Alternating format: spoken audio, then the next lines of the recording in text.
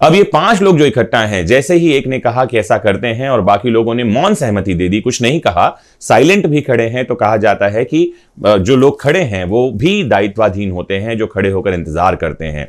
बारेंद्र Kumar Ghosh versus emperor में ये बात प्रिवी काउंसिल ने अपने जजमेंट में कही है और आपको ये जानना चाहिए कि जो खड़े रहकर इंतजार करते हैं उनका भी दायित्व होता है। ये कानून की बहुत खतरनाक धाराएं हैं और ये जॉइंट लायबिलिटी के डॉक्ट्रिन के अंदर आती हैं। जॉइंट लायबिलिटी होता है संयुक्त दायित्व। अब ये जॉइंट लायबिलिटी या संयुक्त दायित्व क्या है, समझिए। पहली बात तो नियम ये है कि अपराध जो करेगा उसको सजा मिलेगी। साधारण नियम ये है। क्या किसी और के किए गए किसी काम के लिए किसी दूसरे को सजा मिल सकती है? तो इसका एक आंसर है जिसे कहा जाता है प्रतिनिधिक दायित्व, वाइकेरियस लायबिलिटी। एक काम करे, दूसरे को सजा मिले। इसके बारे में आईपीसी के 154, 155, 156 इन धाराओं में प्रावधान है। लेकिन आज जब हम बात कर रहे हैं 34 और 149 के बारे में, तो ये थोड़ी सी अलग बात है जिसे हम कहते हैं जॉइंट यानी कि संयुक्त दायित्व। एक एग्जाम्पल से समझिए कि 5 लोग हैं जो कहीं इकट्ठा हुए। समझना, 5 लोगों का कहीं इकट्ठा होना ऐसे कोई अपराध नहीं है। इसे कहा जाता है आपका फंडामेंटल राइट। आप कहीं भी पीसफुली असेंबल हो सकते हैं, शांतिपूर्ण सभा करने का आप अधिकार रखते हैं। लेकिन प्रॉब्लम यह है कि हमारी आईपीसी में सेक्शन 141 एक सेक्शन है जो कहता है कि ये जो सभा हुई है, ये जो असेंबली हुई है, इस असेंबली का अगर एक कॉमन ऑब्जेक्ट है, बहुत लंबी धारा है, मैं एक लाइन में समझा दूं, अगर इन्होंने इकट्ठा होने के बाद या इकट्ठा होने के पहले किसी भी समय, दोनों ही समय में अगर कोई अपराध करने का मन बना लिया, एक ऑब्जेक्ट शब्द हमारे पास आता है आईपीसी में जिसके लिए हिंदी में शब्द है उद्देश्य। तो एक शब्द है सामान्य उद्देश्य, मतलब इन सब का एक ऑब्जेक्ट हो गया। जैसे एग्जांपल दूं, 4 लोग कहीं खड़े थे, आप इसको ऐसे समझ लीजिए, और चारों खड़े होकर कोई बात कर रहे थे। एक 5वां उनका मित्र आकर उसमें शामिल हो गया। 5 लोगों की आवश्यकता है, वो भी चाय पीने लगा। कोई ऑफेंस नहीं है, ये मत समझिए कि चाय पीना कोई अपराध है। अब बातों बातों में इन्होंने क्या बताया, एक मित्र कहता है कि यार ये जो सामने एक बिल्डिंग है ये मेरे दादाजी की है जिस पर किसी ने कब्जा कर लिया है। दूसरा मित्र कहता है एक काम ये करते हैं, चाय पी लेते हैं, फिर अभी इसको मजा चखाते हैं, इसको खाली करवाते हैं। ये जो बात वो कह रहा है खाली करवाते हैं, आप समझिएगा ये बिल्डिंग को खाली करवाना, बिल्डिंग पर कब्जा लेना, ये अपने आप में अपराध है। अगर किसी ने आपकी किसी बिल्डिंग पर कब्जा कर लिया है तो आप कोर्ट में जाइए, आप वकील के पास जाइए, आप पुलिस के पास जाइए, कानून का सहारा लीजिए और खाली करवाइए। बिल्डिंग खाली करवाना आपका काम नहीं है, भले ही आप उसके मालिक हों। अब ये 5 लोग जो इकट्ठा हैं, जैसे ही एक ने कहा कि ऐसा करते हैं और बाकी लोगों ने मौन सहमति दे दी, कुछ नहीं कहा, साइलेंट भी खड़े हैं, तो कहा जाता है कि जो लोग खड़े हैं वो भी दायित्वाधीन होते हैं, जो खड़े होकर इंतजार करते हैं। बारेंद्र कुमार घोष वर्सेस एम्पेरर में ये बात प्रिवी काउंसिल ने अपने जजमेंट में कही है और आपको ये जानना चाहिए कि जो खड़े रहकर इंतजार करते हैं उनका भी दायित्व होता है। तो ये जो 4 लोग और खड़े हैं, एक की बात से सहमति देते हैं, मौन सहमति देते हैं, उसमें शामिल होते हैं, ये चारों भी बराबर दायित्वाधीन होंगे जो कुछ भी कार्य किया जाएगा। अब अगर बिल्डिंग के मालिक को पकड़कर 2 लोगों ने पीट दिया तो 149 ये कहता है कि बाकी जो 3 लोग हैं उनकी भी जिम्मेदारी बनेगी। सेक्शन 34 थोड़ा सा अलग है। सेक्शन 34 में एक से ज्यादा लोग होने चाहिए, मतलब 2 लोग आपस में कोई सामान्य आशय, एक शब्दावली आती है, कॉमन इंटेंशन को कंसीव करते हैं। कॉमन इंटेंशन का एसेंस है प्री मेडिटेशन ऑफ माइंड, मस्तिष्कों का मिलन, और प्री अरेंज्ड प्लान, पहले से कोई सुनियोजित योजना। एक ने दूसरे को कहा कि एक काम करना है भैया, किसी की हत्या करनी है, और दूसरा जो है उसमें सहमत हो जाता है और दोनों मिलकर एक प्लान बनाते हैं कि यहां फला फला दिन इस आदमी की हत्या की जाएगी या वहां लूटपाट की जाएगी या कोई और ऑफेंस के बारे में बात हम करते हैं। अब समझें, ये दोनों उस घटना स्थल पर जाते हैं। एक आदमी जो है गाड़ी पर ही बैठा रहता है, दूसरा जाकर अपराध करता है। कानून हमारा कह रहा है कि अगर धारा 34 लगा दी गई है आईपीसी की, जिसको खतरनाक धारा कही जाती है, तो जिसने अपराध किया उसको तो सजा मिलेगी ही मिलेगी। जो बाहर खड़ा था गाड़ी में, ये कह रहा था कि तू ऑफेंस करके आ फिर हम भाग जाएंगे, उसको भी वैसी ही सजा मिलेगी मानो उसने स्वयं ने, अकेले ने वो अपराध किया था। तो जब कभी आईपीसी की धारा 34, 34 और 149 किसी ऑफेंस के साथ लगा दी गई है, इसका सीधा सा मतलब है 34 का कि 2 लोग थे या 2 से ज्यादा लोग थे जिन्होंने ऑफेंस किया है, और जो धारा लगी है हर एक का उस धारा के अंतर्गत बराबर दायित्व होगा। और जहां कहीं 149 लगा दिया गया है वहां आपको जानना चाहिए कि 149 के अंतर्गत कम से कम 5 लोग रहे होंगे और इन 5 का अलग अलग इंडिविजुअल दायित्व होगा उस अपराध को करने के लिए, भले ही अपराध उस 5 में से किसी 2 ने किया हो, उनमें से किसी एक ने किया हो। आज हम भारतीय दंड संहिता की आईपीसी की धारा 34 के विषय में जानेंगे। ये धारा पुलिस कब उपयोग करती है, इस धारा का क्या उपयोग है, ये धारा कितनी खतरनाक है, इस धारा में क्या दंड है, या इन सब के विषय में। धारा 34 भारतीय दंड संहिता की मेरे हिसाब से सबसे खतरनाक धाराओं में से एक है, और ये ऐसी धारा है जिसमें कोई दंड नहीं है, लेकिन उसके बावजूद भी सबसे खतरनाक धारा है। इसका जो मतलब है वो है सामान्य आशय। सामान्य आशय मतलब कि किसी अपराध को करने के लिए एक जैसा आशय होना चाहिए।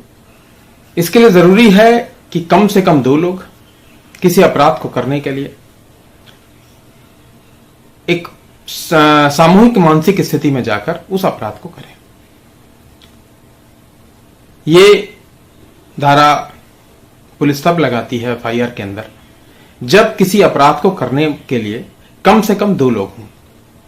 अगर 2 लोगों से कम लोग होंगे तो यह धारा नहीं लागू होती है। धारा तभी लागू होगी जब कम से कम 2 लोग लागू हों उसमें, और दोनों का मानसिक सहमति, दोनों का अपराध करने से पहले बन जानी चाहिए। अगर अपराध करने से पहले उनकी मानसिक स्थिति नहीं बनी है तो यह धारा नहीं लागू होगी। धारा 34 तब लागू होती है जब किसी आपराधिक कार्य को करने के लिए 2 व्यक्ति, कम से कम 2 व्यक्ति, इससे ज्यादा भी हो सकते हैं, पूर्व नियोजित योजना के तहत एक सामान्य आशय को लेकर आगे बढ़ते हैं और अपराध करते हैं। यह धारा दोनों पर लागू होगी, भले अपराध कोई एक व्यक्ति करे। मैं उदाहरण के लिए आपको समझा देता हूं कि जैसे किसी अपराध को करने के लिए एक हत्या होती है, और हत्या करने के लिए 3 लोग जाते हैं।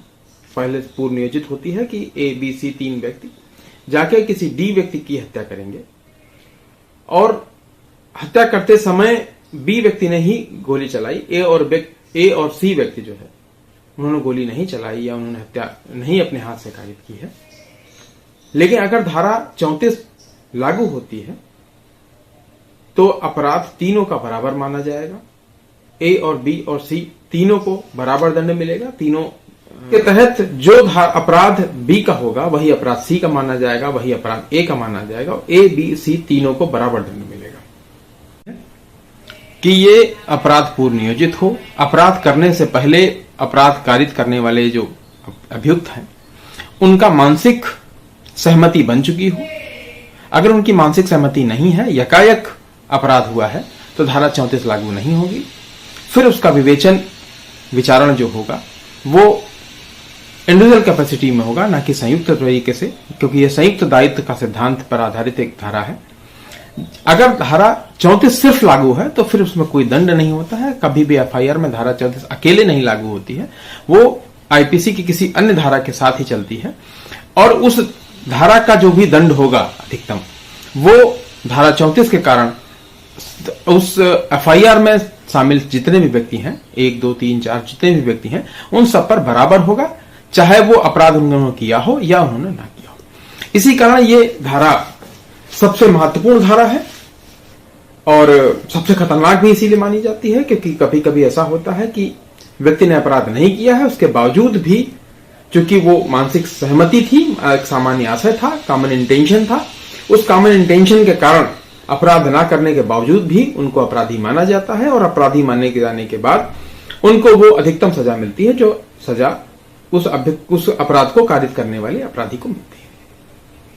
इसलिए यह धारा बहुत महत्वपूर्ण है और हमारे जो लॉ स्टूडेंट्स हैं उनको भी पढ़नी चाहिए क्योंकि लॉ एग्जाम्स में अक्सर ये धारा पूछी जाती है।